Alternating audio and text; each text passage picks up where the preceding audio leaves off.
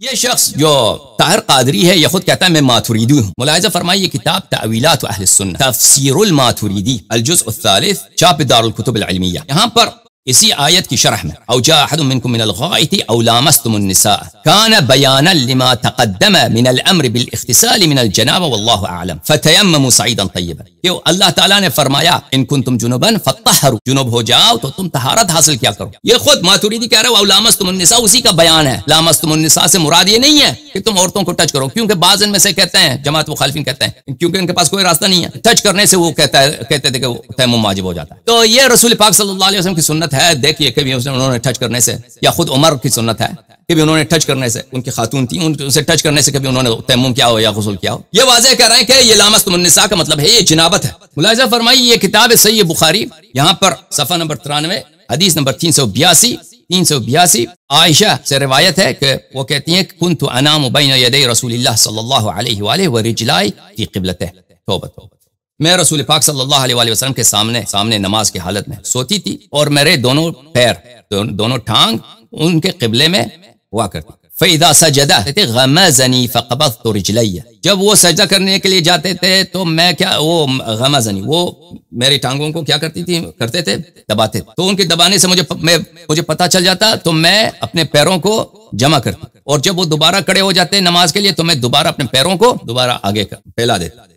ملاحظہ فرمائیے عزیزو یہ کتاب ہے صحیح مسلم چاپ دار الفکر، یہاں پہ کتاب الایمان صفحہ نمبر کون سا ہے عزیزو؟ صفحہ نمبر 63 بیان اطلاق اسم الکفر علی من ترک الصلاۃ، جو شخص نماز کو چھوڑتا ہے کافر کا لقب اس پہ لاگو ہوتا ہے. یہاں پہ دو احادیث آپ کو سناتے ہیں. جابر بن عبداللہ انصاری نے روایت کیا ہے رسول پاک صلی اللہ علیہ وآلہ وسلم سے ان بین الرجل وبین الشرک والکفر ترک الصلاۃ، انسان کے درمیان اور شرک اور کفر کے درمیان فاصلہ کیا ہے؟ ترک نماز. نماز ترک کرو مشرک بنو، نماز چھوڑ دو کیا ہے؟ ترک الصلاۃ. عمر نے کیا فتویٰ دیا؟ نماز اس کو کہا کہ نماز نہ پڑھو. یا آپ قرآن سے حدیث سے کہیں اس کی تصحیح آپ ہمیں سنائیں کہ اگر پانی نہ ملے تو تیمم نہ کرو نماز چھوڑ دو، جبکہ قرآن کی آیت صریح ہے وَإِن كُنتُمْ جُنُبًا فَطَّهِّرُوا، جنوب ہو جاؤ تو طہارت حاصل کرو. جابر نے پھر روایت کی ہے کہ رسول پاک صلی اللہ علیہ وآلہ وسلم نے فرمایا بین الرجل وبین الشرک والکفر ترک الصلاۃ، انسان کے درمیان اور شرک و کفر کے درمیان کیا فاصلہ ہے؟ ترک صلاۃ. سنن نسائی یہاں پہ صفحہ نمبر 121 میں باب الحکم فی تارک الصلاۃ، بریدہ نے اپنے والد سے روایت کی کہ رسول پاک صلی اللہ علیہ وآلہ وسلم نے فرمایا ان العہد الذی بیننا وبینہم الصلاۃ، ہمارے ان کے درمیان جو پیمان ہے، جو عہد پیمان ہے وہ ہے کہ نماز ہے. فمن ترکھا فقد کفر، جس نے نماز کو چھوڑا ہے، نماز کو ترک کیا ہے، جس نے نماز کو ترک کیا ہے وہ کیا ہے؟ وہ کافر ہو گئے. تو عزیزو جب یہ پتہ چلا تو اب دوبارہ دیکھیے مسلم کی جو حدیث ہے جلد نمبر 1 صفحہ نمبر 448 حدیث نمبر 820. ایک شخص عمر کے پاس آیا، کہنے لگا مجھے جنابت ہوئی، پانی نہ ملا.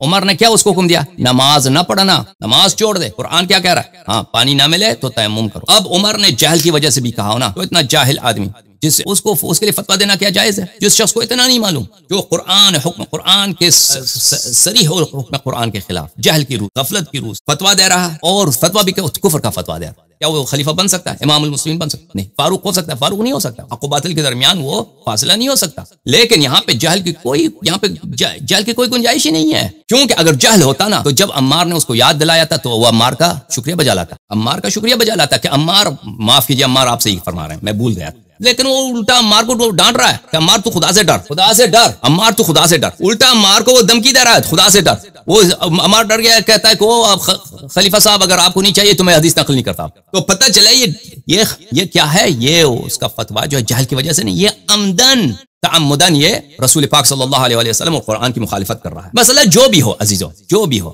عمر نے چاہے جہل کی وجہ سے چاہے مخالفت قرآن اور مخالفت رسول صلی اللہ علیہ وسلم کی ہو، دونوں حالتوں میں وہ نہ خلیفہ رسول صلی اللہ علیہ وسلم ہو سکتا ہے نہ امام المسلمین ہو سکتا ہے، کیونکہ اگر جاہل ہے جہل کی وجہ سے، اگر تعمدن اس نے فتویٰ دیا ہے اس طرح مخالفت کر تو یہ تو کفر صریح ہے.